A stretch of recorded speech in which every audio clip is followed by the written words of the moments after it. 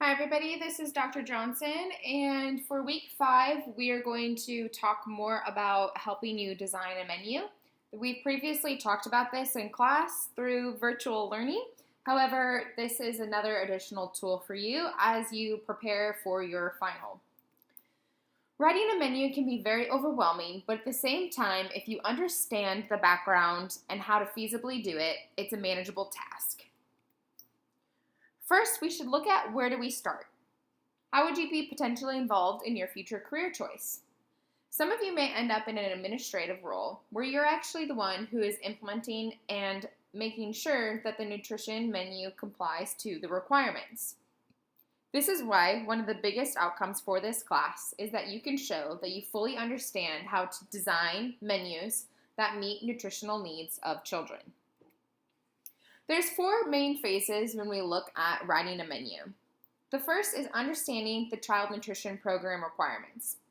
These are requirements from governmental funded programs in order to comply, such as when we talked about the National School Lunch Program. Number 2 is establishing broad program nutrition goals. Number 3 is to write the actual menu.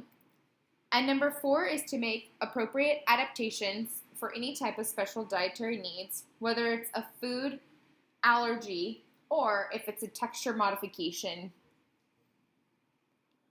First and foremost, it's important to understand the requirements. There's another video that I have linked talking about the Child and Adult Care Food Program requirement.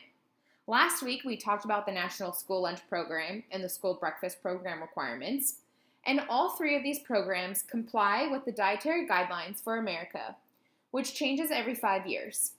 In addition, it does meet the dietary reference intakes, which we've previously discussed in this class. The CACFP program is what you will be using when you design your menu for this class. So the teacher's role could be anywhere from in a small setting, writing menus, into a larger setting where you're just serving and supervising the meal times. It's important to link the children with special dietary needs and the food service staff.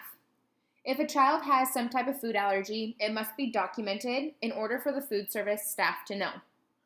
Precautions will be taken depending on the severity of the food allergen and making sure that the child doesn't receive any of the foods that they are allergic to. There are always modifications on menus. Things like soy milk can be offered instead of regular milk.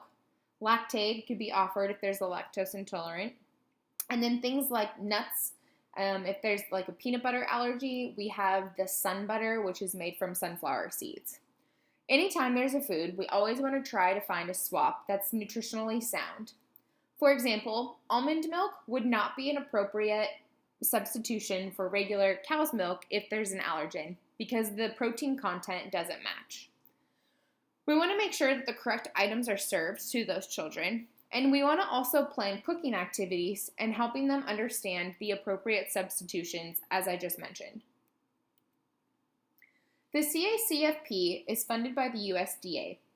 Their primary goal is to increase the quality and affordability of food provided to early child care programs. They also cover the elderly, but that's not the scope of this class. This helps fund healthy meals and snacks.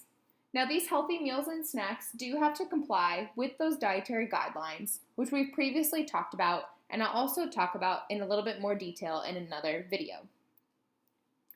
Meal patterns have the same following food groups and meal components as the school lunch program. All foods have to be served at the same time, and there is a minimum portion that's required to be served. A breakfast and snack must have a fruit or a vegetable, and lunch has to have 2 different choices from the fruit and vegetable category. We'll be talking more about that in another video. All you need to know for now is that there are 5 meal components required for the lunch, and they all have minimum portion sizes.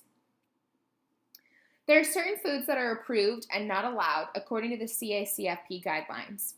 Some things that are not allowed are things like white starches. So when I'm talking about white starches, what I mean is white bread. White bread or white flour tortillas are not allowed. They do not comply with the dietary guidelines. They must be whole wheat bread or whole wheat tortillas.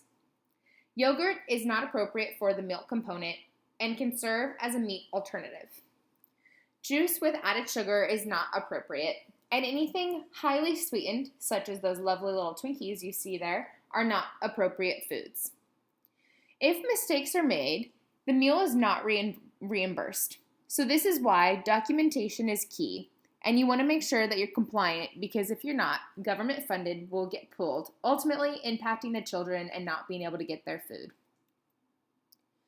So when we're developing a menu, we want to think about including all senses, which include taste, smell, sight, and touch. So color is important. We want to plan a meal that includes a variety of colors. Make sure that even within the week, you have a variety of colors and you don't offer the same fruit or vegetable color 2 days in a row. Texture is another great way. With texture, we want to have some soft foods, some hard foods, some crispy. We don't want to have all soft, bland foods because that could be pretty boring. The temperature. We want to mix up temperatures. We want to have cold food, room temperature food, hot items, etc. The size and shape. Food can be fun and more appealing in different sizes and shapes, especially when we're talking about kids. That's a good way to increase variety. For example, carrots tend to be a more favored vegetable, and there's a bunch of different ways that we can cut carrots to make it fun. And finally, flavor. We want to make sure that food has good flavor and that they go cohesively together. This is an important thing when we're planning out the entree and the sides. Establishing nutrition goals. What does the science-based evidence say? Well, we've previously talked about how kiddos are not eating enough nutrient-dense foods. So we want to offer more fruits and vegetables, and we want to encourage whole grains. We also want to limit fats, especially the solid fats that don't really provide those healthy alternatives. We want to focus on our fat coming from the unsaturated fats. Additionally, we can look at providing our menus to support sustainability and incorporating locally grown food as much as possible. One type of menu which you'll be working on for the final in this class is called a cycle menu. A cycle menu basically is going to repeat after a given number of days. For example, it could repeat on a weekly basis, a monthly basis, or even a bi-monthly basis. A cycle menu is cost and time effective. It also helps to reduce food waste. This is an important way to control the budget.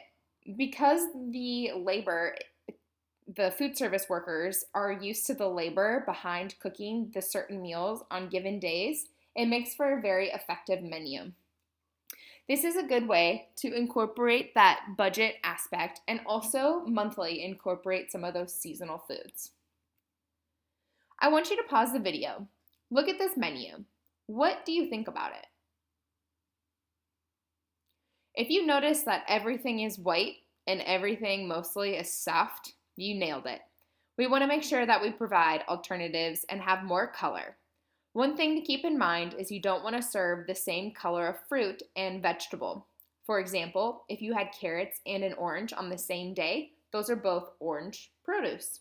We want to be mindful about the colors within the day. Additionally, we want to make sure that we can accommodate for common food allergens. Anytime there's a food allergen identified, we have to provide an alternative that's nutritionally equivalent to the food allergen. And finally, we want to consider cultural preferences. It's important for kids to feel like they recognize and understand foods that are familiar and at home to them. You'll be learning, or you did learn already about, at some point, with the different cultures and different foods that are offered. It's important to have a diverse cultural menu and put exposure for children. This can help everybody feel included.